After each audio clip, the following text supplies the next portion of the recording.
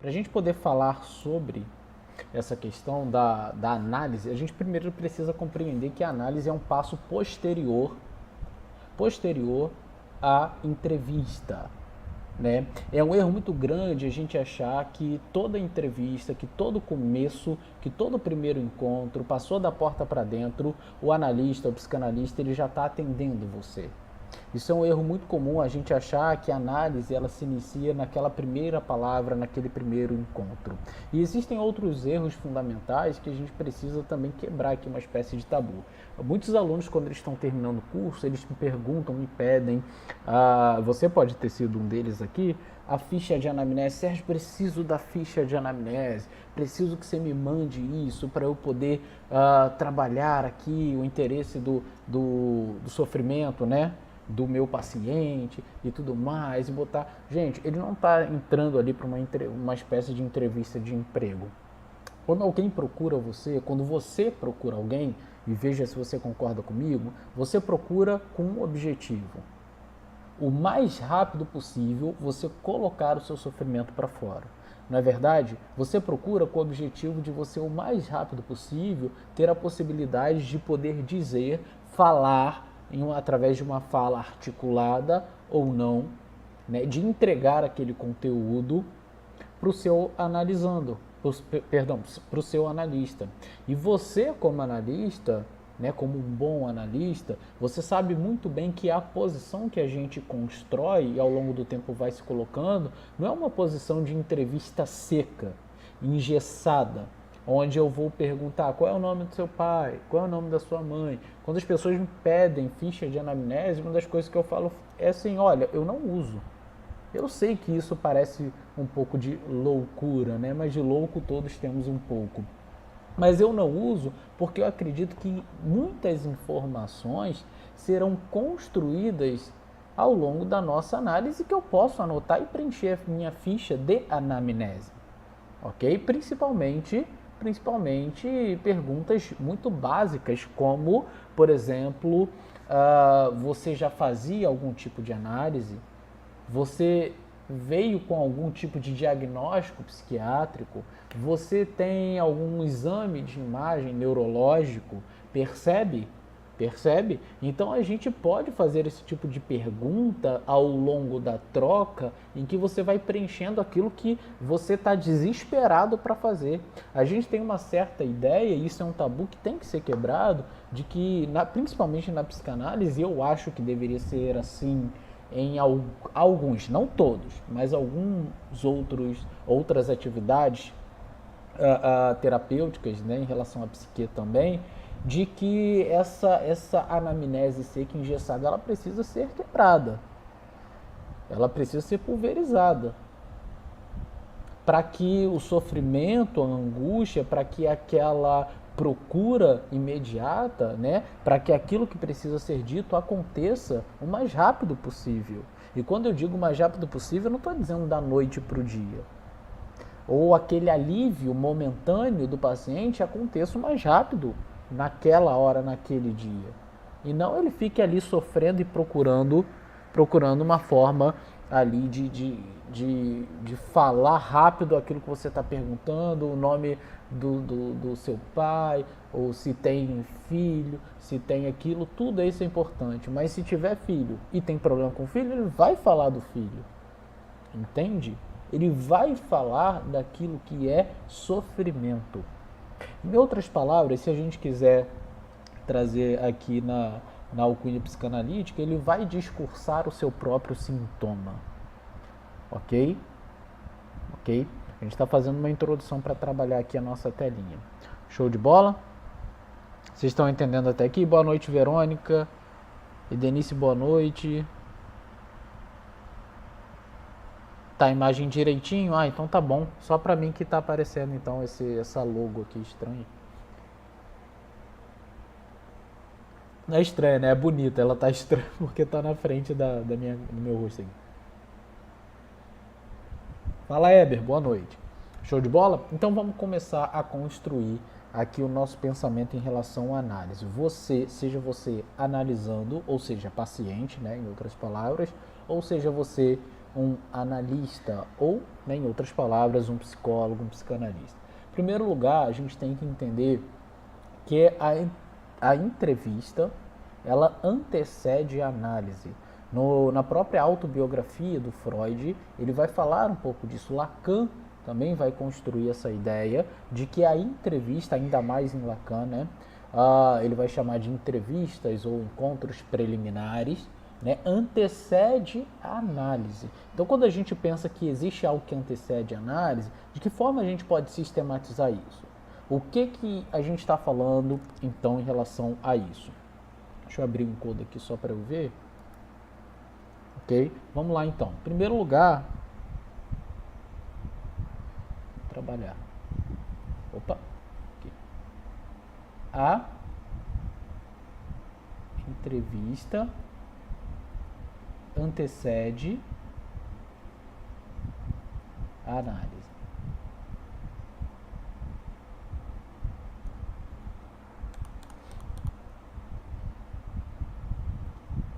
A entrevista antecede a análise, ok? E essa entrevista a gente pode chamá-la de quê? Entrevista ou encontros, né? Encontros preliminares. Onde aqui está sendo estabelecido um encontro que vai evocar, tá? Vai evocar a capacidade da fala do seu paciente, da fala. E aqui você pode fazer uma pergunta, uma indagação interessante, né? Que é o seguinte, olha, Sérgio, professor, se você parar para pensar, né? Quantas pessoas vão e falam assim, eu tô pagando, né? Eu vou gastar esse dinheiro todo, e o pessoal diz que é todo, né?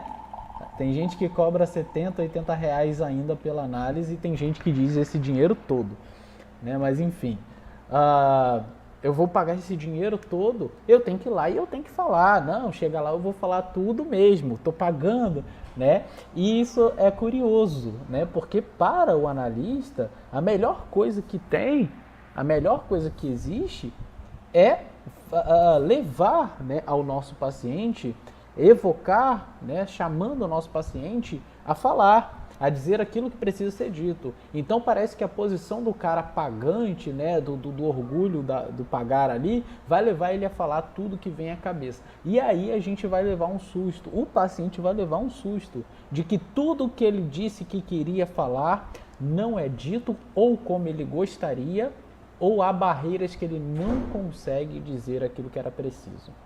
E aí começam a surgir empecilhos, né? A gente pode usar uma palavra técnica psicanalítica, podem surgir inibições, né? Incapacidades, incapacidades de fala, que na análise seriam ou é ponto crucial para que a análise de fato aconteça. Olha só, como na entrevista preliminar, muita coisa está sendo construída e muita coisa está acontecendo. Não é simplesmente porque ele se propôs a falar que ele vai falar. Adorou o barulhinho do café.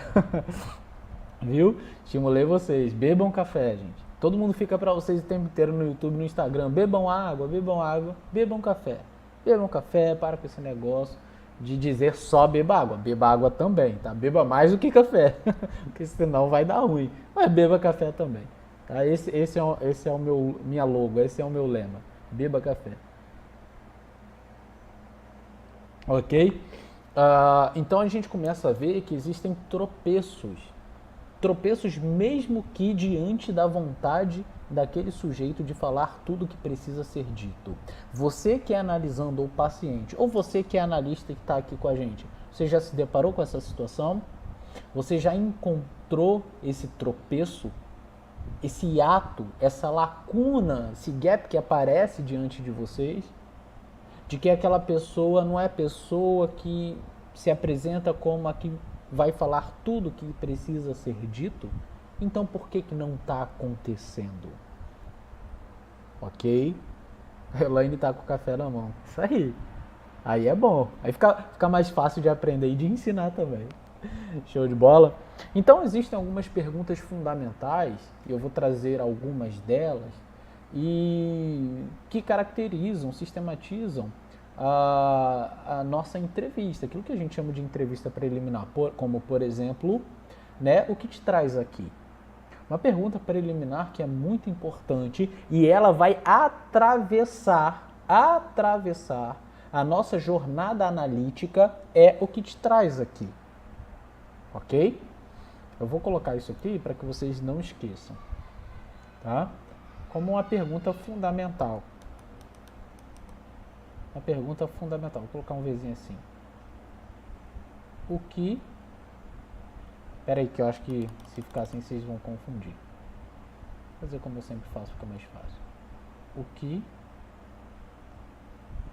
te traz aqui? O que te traz aqui? O que te fez vir até aqui? E essa é uma pergunta importante. Essa é uma pergunta que faz toda a diferença na direção da entrevista. Porque não é só uma construção de anamnese, mas isso é dar valor, o devido valor à fala como tal. Porque a fala ela representa muito mais do que aquilo que está sendo falado. Muitas vezes, gente, a fala representa mais, tá? Vou botar isso aqui, importante. A fala, prestem bem atenção, tá? Fator, regra fundamental da análise. Traço fundamental para que uma análise seja feita de verdade. Tá? É a compreensão de que a fala é ainda mais importante na análise, tá? No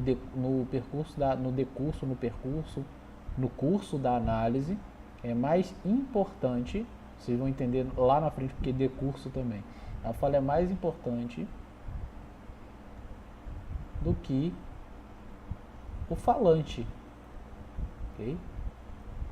Uma espécie já de posição lacaniana, ok?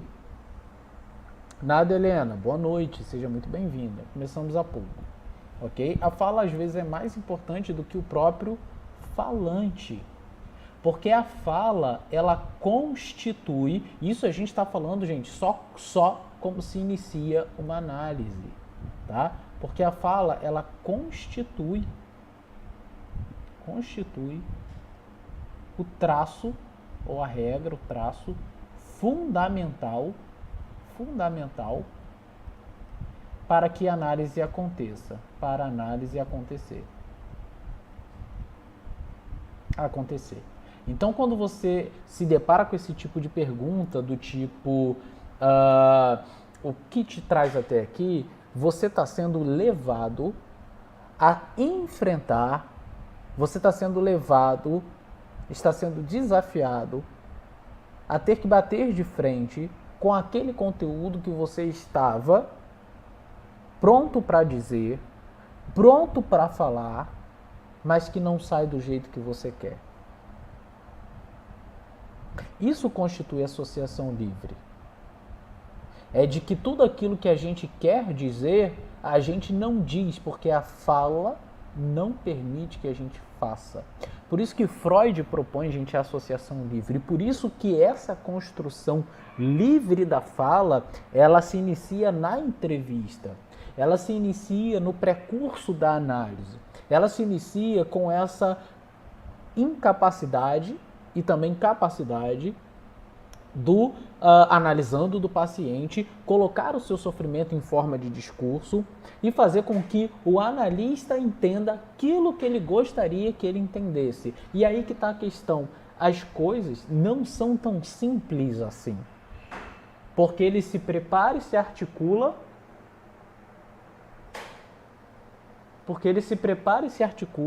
Para dizer tudo o que precisa ser dito, mas ele não consegue colocar, veja bem se você também não passa por isso, ele não consegue colocar em palavras aquilo que precisa ser falado.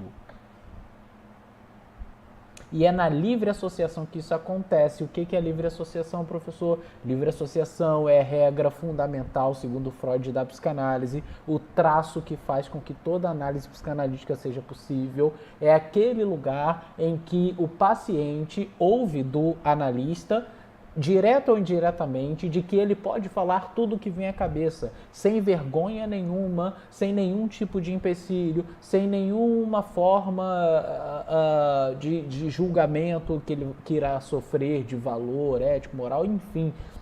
Nenhum julgamento. É essa regra que leva, né, a bandeira de que naquele lugar é o seu lugar de falar. E por que e olha a sacada da associação livre. Se você está num lugar em que você pode dizer tudo, absolutamente tudo que precisa ser dito, por que então que você não consegue dizer? Por que então que você não consegue falar? Na entrevista a gente cria a possibilidade para que a análise aconteça. E muita gente acha que a entrevista é feita em um dia, dois, às vezes a entrevista leva semanas, se não meses, ok? Ok? É na associação livre, é na possibilidade que você encontra de fazer tudo, de falar tudo que você precisa, fazer no sentido da fala, né? De construir tudo que você precisa, por que não consegue? Né? Como a gente disse anteriormente, mas eu tô pagando para poder falar. Por que agora eu não estou conseguindo fazer isso? Ok? E é importante, gente, ressaltar. Deixa eu só ler a pergunta da Magna. Boa noite, Silvério. Magna, às vezes a pessoa só aceita fazer análise por força de outros. E normalmente esse sujeito que não está ali de livre, espontânea vontade, chega todo fechado, como se estivesse fazendo um favor para nós. Nesses casos, qual é o nosso papel? O meu papel, e acredito que de todo bom analista, é não atender. Não existe análise forçada. Isso não existe, tá, gente? Filho adolescente que o pai leva forçosamente, você vai atender? Eu não atendo. Porque ele não está ali para ser curado, ele está ali para me dar dinheiro. E dinheiro sem o meu trabalho eu não quero. Ok? Eu não atendo. Tá? Não quer estar lá, não vai acontecer a análise. Ok? Grande porcentagem da análise, que tipo, gente, se já vocês estão vendo aqui, a gente já está construindo isso, de que não é simplesmente querer falar, né? É na relação construída ao longo do tempo que leva a análise, aí faz com que o paciente então encontre a possibilidade de, vamos dizer assim, alcançar a sua própria felicidade. Mas olha só que interessante, olha quão difícil é mesmo a pessoa querendo. Agora imagina uma pessoa que não quer. Uma pessoa que não quer, ela não tem como ser tratada. Ok? Eugênio, entendo que se o paciente não deseja, em hipótese alguma, análise não deve se forçar. Ok? Exato, somos dois. Show de bola? Vamos lá então. Então, na entrevista, o paciente, né, nesse primeiro momento, aquilo que antecede a análise, como que a gente constrói, o paciente ele vai trazer o seu mal-estar. Ele vai discursar sobre a sua própria relação com o seu mal-estar.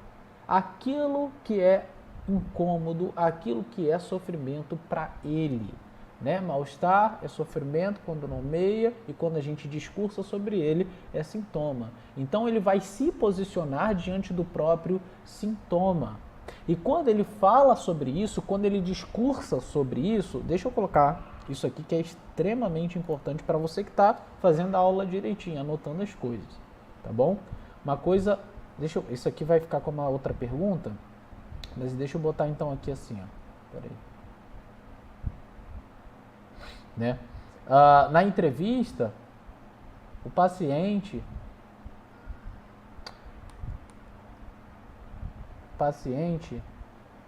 vai discursar, vai discursar sobre a sua própria relação com o seu mal-estar.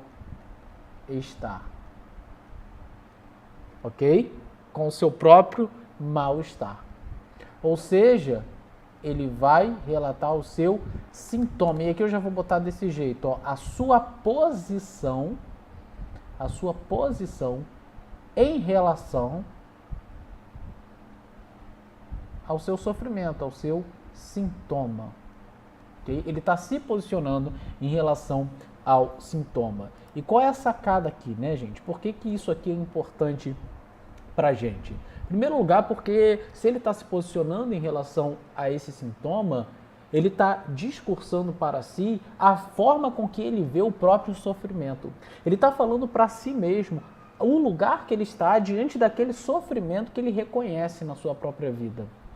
E aí existe uma outra pergunta fundamental que acontece nesse processo de livre associação, de relação na entrevista, que é uma pergunta curiosa, que é, eu gosto muito de fazê-la, né? Se uma é o que te traz até aqui, e aí o paciente relata, você tem outra pergunta que é importante, né? Que é uma máxima de Freud, que é qual a sua responsabilidade. Algumas pessoas já conhecem essa frase, inclusive de ver aí no Google. Qual a sua responsabilidade na desordem da qual você se queixa?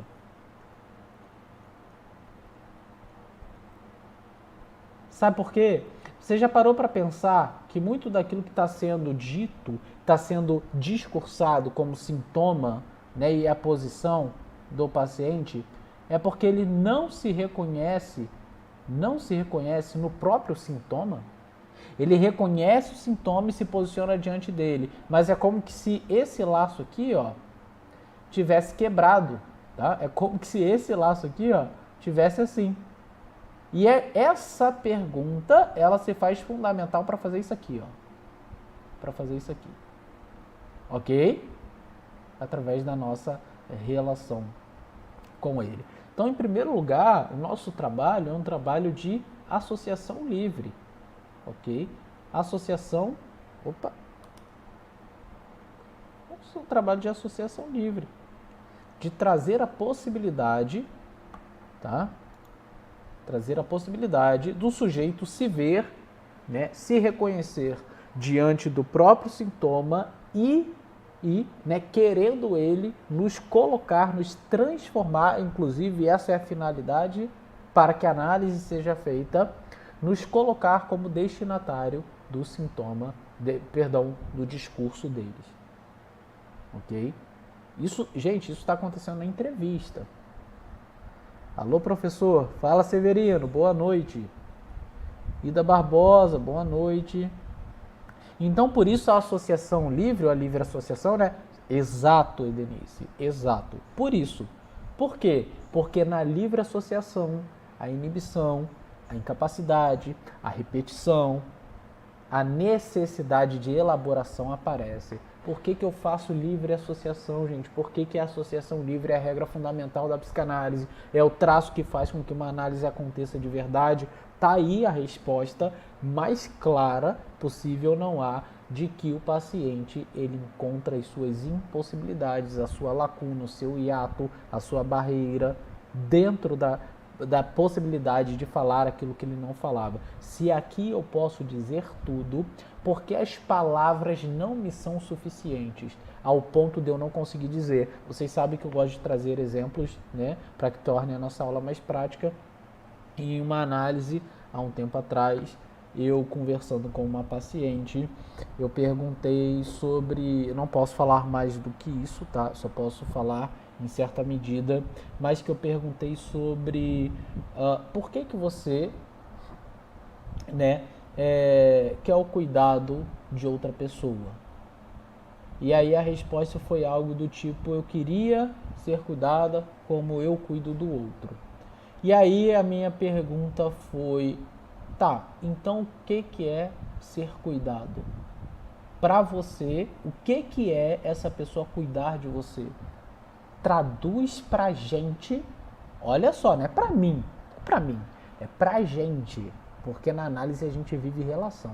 Traduz pra gente então o que é isso. Sabe o que foi dito? Nada. Nada. Ponto fundamental da livre associação. Ela poderia e tinha já uma relação construída comigo, ao ponto de dizer tranquilamente o que era, né? De repente para você na sua cabeça, nossa, mas é tão simples de dizer o que é cuidado para você. Mas aquilo, a figura que se relacionava com a palavra cuidado para ela, era uma figura embaçada, corrompida, uma figura quebrada, onde a gente precisou remontar o porquê que ela tinha uma dificuldade de se relacionar com a palavra cuidado e por que estava projetando o cuidado em outra pessoa para que ela recebesse esse cuidado da outra pessoa. Olha a sacada, cara. Na possibilidade de dizer tudo, ela não foi capaz de dizer. Assim como a gente não é também muitas vezes. Beleza? A Helena disse, o analista tem que estar muito bem preparado. Sim, estive com o analista e foi frustrante. Nem entrevista inicial houve. Caramba, desisti pouco tempo depois e nem queria mais saber de terapeutas. É muito complicado, gente. Fala, Marquinhos, boa noite. Raquel, amo essa segunda pergunta desde quando ouvi de uma colega psicanalista. E agora estou aqui estudando psicanálise. Legal. Felizmente encontrei uma analista excelente. Que bom, Helena. É isso. Entende, gente? Eu já tive uma outra paciente que me procurou justamente porque ela começou a entender, né, de que quando ela chegava na análise, as caras e bocas que o terapeuta fazia, olha só os detalhes, eram formas de concordar com aquilo que ela estava reclamando da sua filha. E ela falou, não, isso não é análise, isso aqui é uma conversa de amigo. Se eu quiser reclamar da minha filha para alguém, eu reclamo com meu colega. Mas para fazer análise não é assim. Ela já estudava psicanálise comigo. Ela falou, cara, eu tô saindo fora desse analista e quero fazer análise didática logo. E aí, né, a gente fez. Show de bola? Quando isso acontece, faltar palavras, o que o analista faz? O analista acha um tesouro. O analista, ele mergulha, ele cava. Nem sempre vai tão longe quanto a gente quer ou quanto a gente espera.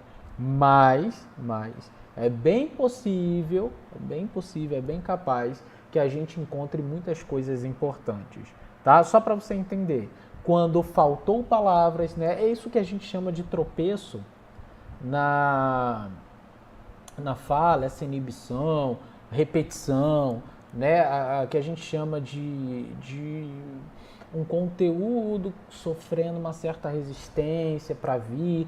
Isso é um ponto fundamental que provoca o que é ponto-chave naquela dificuldade ou naquele sofrimento daquele paciente. Vou dar um exemplo. Nessa incapacidade de falar sobre o que ela esperava como cuidado da outra pessoa, estava ligado a uma parente dela que ela esperava cuidado muito e não foi.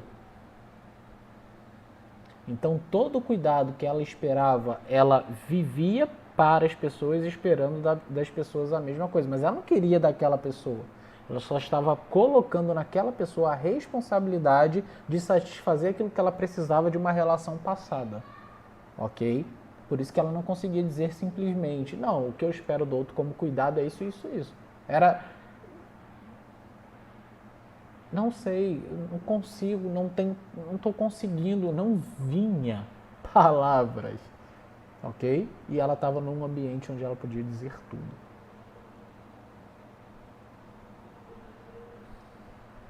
Será que terei essas sacadas? Claro, você é minha aluna, sem dúvida que terá, ok? Sem dúvida que terá. O analista, ele não presta atenção por isso que a gente chama de escuta flutuante. Não é só aquilo que está sendo dito. Aquilo que está sendo dito é importante. Mas aquilo que não é dito, aquilo que é dito de maneira estranha, aquilo que é dito com muita ou nenhuma emoção, aquilo que é dito que foge um critério de diálogo normal, ou até extremamente normal, ao ponto de dizer, peraí, tá normal demais, isso chama a nossa atenção.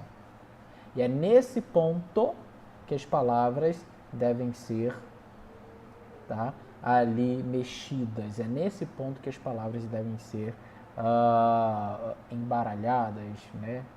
Sacudidas. Pessoal, vamos caminhar para o nosso finalzinho, que a gente já falou bastante aqui. Vamos lá.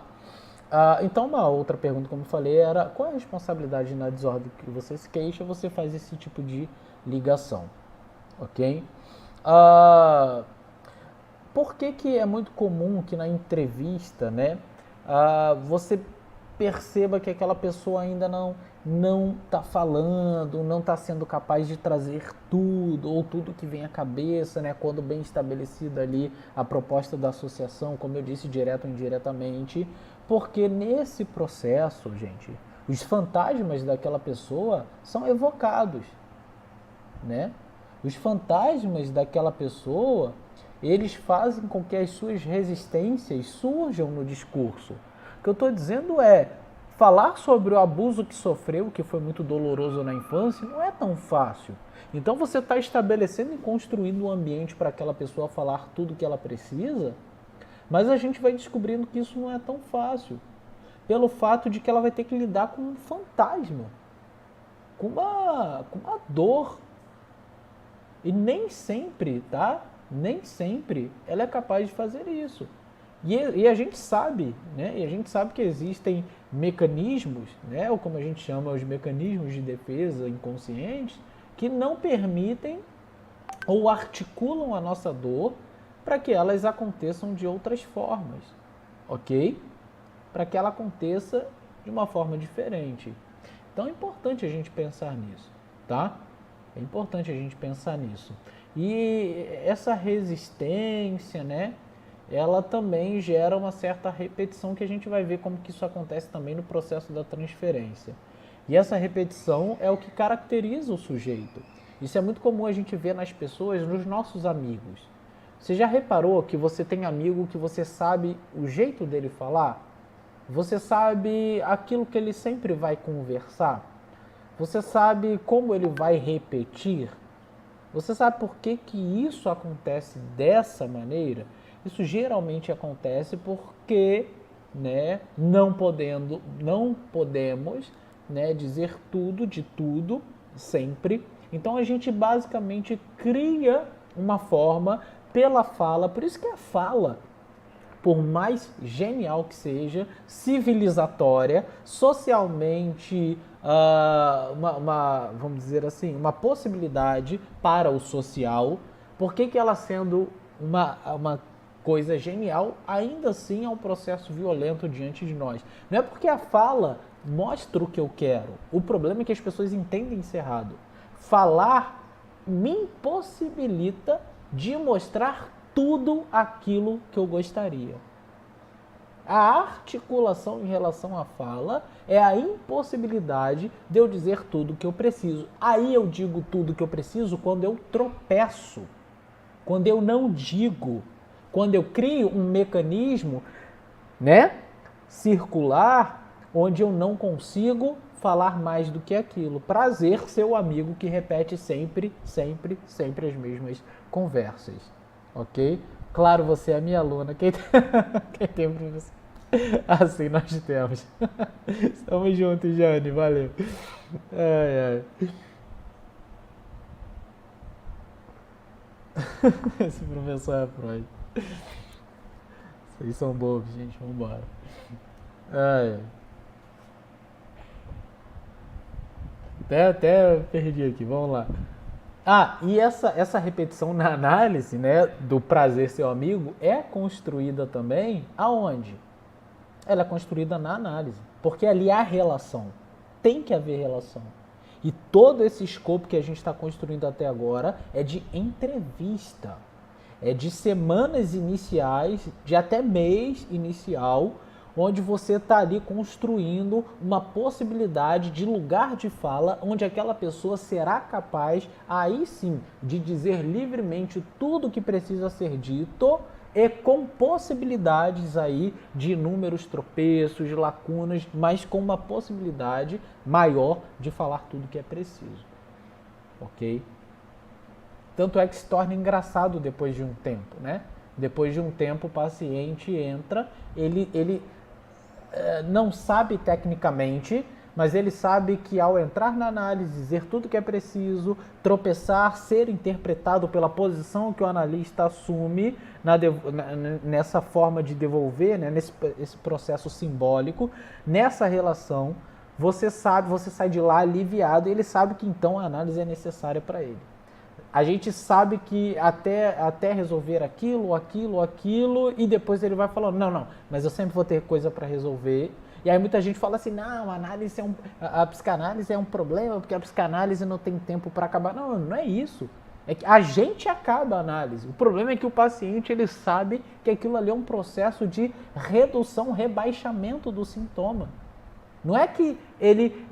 Eu acho mais digno você compreender de que aquilo ali é um rebaixamento do sintoma, muitas vezes um redimensionamento da representação do sintoma, a forma com que o paciente se desloca em relação ao seu próprio sintoma. Ele chega, por isso que aquela pergunta primeira, lembra que eu disse que é fundamental, sobre o que te traz aqui? Por isso que ela acontece mais vezes ao longo do tempo, da jornada. Por quê? Porque nesse processo de o que te traz aqui, ele já está se posicionando. Ele se posicionava aqui. Deixa eu mudar a câmera rapidinho. Ele se posicionava aqui, tá? Aqui, como esse aqui, a caneta é o paciente, tá? O meu dedo é o sintoma. O paciente se posicionava aqui, e aí quando você faz essa pergunta depois de um tempo, ele está falando do sintoma daqui. E depois ele está falando daqui. E depois ele está falando daqui. Entende? E aqui não é doloroso para ele. Olha a sacada. Aí vem, né, outras pessoas dizer, demora muito. Não é que demora muito. É que ele está aprendendo a se posicionar em relação ao seu próprio sintoma. Melhor eu fazer isso e dizer que seus sintomas serão aliviados do que eu falar assim, não, vem cá que eu te curo da sua compulsão. Vem cá que eu te curo. Não cura nada, tá? Cura nada. Ok? Recém-formados aí de alguns lugares que vem com esse papinho de que vem cá que eu vou te dar 7 passos para você fazer isso ou aquilo. Vai nada, tá? Te cura de nada não. Para com esse negócio. Se curasse mesmo, por que ele não está curado? Para com esse negócio, tá? Para com esse negócio. Esse negócio de ficar fingindo cura para os outros, isso aí já deu nos nervos aqui dos psicanalistas aqui da SFLUP, tá? Foge disso, né? O ponto de vista não é mais o mesmo, exatamente. Então essa pergunta de entrevista é uma pergunta importante. É uma pergunta que vai, né, gerando então uma possibilidade de não só, né, se ver em outro lugar em relação ao seu próprio sintoma, né, mas em relação ao que ele quer. Porque se você muda a posição em relação ao sintoma, você muda também aquilo que você busca, muitas vezes. Se antes ele chegava, vou dar um exemplo, tratei uma pessoa que ela buscava romper com um relacionamento tóxico, né? Ela rompeu com o relacionamento tóxico e aí ela buscava superar a possibilidade de encontrar outros relacionamentos tóxicos. Na verdade, eu tratei algumas pessoas assim, né? Tem uma outra pessoa que o problema dela é que ela sofria por não saber que ela era uma pessoa religiosa, então ter relação sexual antes do casamento para ela era muito dolorido, ao mesmo tempo que trazia prazer para ela. Esse processo de síntese, né, de necessidade de equilíbrio era muito importante, só que ela estava adoecendo porque ela não se posicionava em relação a isso, só que ela não sabia disso. E aí, quando a gente tratou isso, ela continuou o tratamento. Por quê? Porque ela entendeu de que aquilo ali era parte do sofrimento dela e que tinha que ver também com algumas questões de trabalho, de outras coisas, entende? Então, aquilo que ela queria foi modificado a partir do momento que ela foi se reposicionando em relação ao seu próprio sintoma, seu próprio discurso. É isso, gente. É isso. Isso aí. E há quem diga que psicanálise é pseudociência, né? É risível. Mas faz parte. Vamos lá. E em quarto lugar, né, a gente falou sobre associação livre, acabei de falar sobre 2 pontos importantes, o redimensionamento da representação do sintoma, ok? O discurso muda, repete, mas muda, entende? Do próprio sintoma. A demanda, o que ele quer, vai sendo modificado e a análise então vai sendo construída. E ainda assim tem um ponto aqui que é de entrevista e é fundamental, que é a transferência. Eu vou falar rapidinho sobre a transferência porque a gente vai ter uma live só para ela, tá bom? Então, em primeiro lugar, a transferência para o Freud são desejos inconscientes que se atualizam em determinados objetos e em certas relações, ok? É basicamente a ideia do deslocamento de afetos. E isso é o que leva, inclusive, à repetição em relação ao analista, ok? E não só a repetição, que é basicamente aquilo que eu estou projetando, aquilo que eu estou colocando nele como os meus afetos ligados às minhas neuroses infantis. Por isso que ele vai chamar a transferência de neurose de transferência, porque eu estou colocando essa incapacidade afetiva no meu terapeuta. Tá? Isso é um processo do paciente para o terapeuta, do terapeuta para o paciente, é um processo contra-transferencial, ok? E não só a repetição, mas também a resistência. Por quê? Porque uma vez que eu transfiro essa carga afetiva para a imagem do meu terapeuta, o que acontece é que eu tenho expectativas naquilo que eu estou dizendo para ele como resposta dele. Veja bem, de uma maneira bem prática, quando você conversa com alguém, você fala alguma coisa procurando o quê? Você procura resposta. Porque você se articula para que através daquela pessoa você tenha aquilo que você quer na fala. Não é simplesmente aquela pessoa que te ouve. Não é simplesmente o amigo que você conversa. É a articulação de posicionar aquela pessoa como um processo de correspondência daquilo que eu preciso. Ok? Então você cria uma expectativa também no terapeuta. Só que aí que tá. O terapeuta não se posiciona, ou não deveria, em relação ao seu sofrimento. Não deveria. Ok? Não é que a gente não sofra contra a transferência. A gente vive. A gente compreende afetivamente o problema do paciente. Mas você vai fazer caras e bocas como aquele estava fazendo? Você vai fazer como um terapeuta de uma pessoa próxima que a minha família fez, a terapeuta, que chorou depois da 3ª sessão, chorou comovida com aquilo que eu estava sendo dito? Você se comover e absorver é uma coisa. Devolver para a pessoa o problema é outra. Porque aquela análise já se tornou não uma relação analítica, mas um papo de colegas, de bar, de amigo. E aí você está acabando com o processo analítico e com a construção, né, da análise, ou da entrevista preliminar, ok? E nesse processo, né, como eu disse, se há expectativa, há resistência. Né, porque você cria uma expectativa, você não é correspondido, então você cria uma certa resistência. Que susto, filha. Você cria uma certa resistência, tá bom? Então, qual é a ideia da entrevista preliminar? Já eu vou falar sobre isso, vou responder as perguntas e fechar aqui, tá bom, gente? Então, o que a gente construiu aqui? Deixa eu colocar aqui. Cadê? Tá aqui. Aqui, ó. O nosso redimensionamento da posição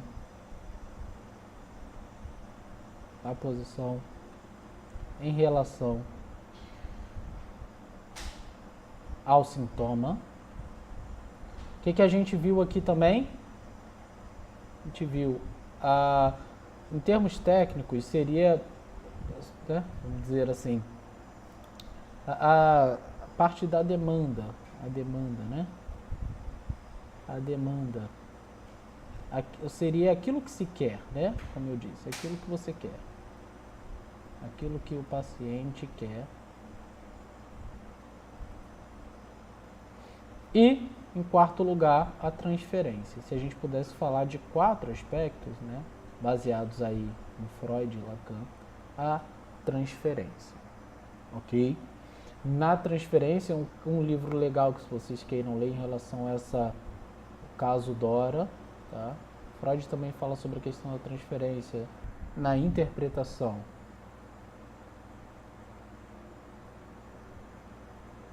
dos sonhos, ok?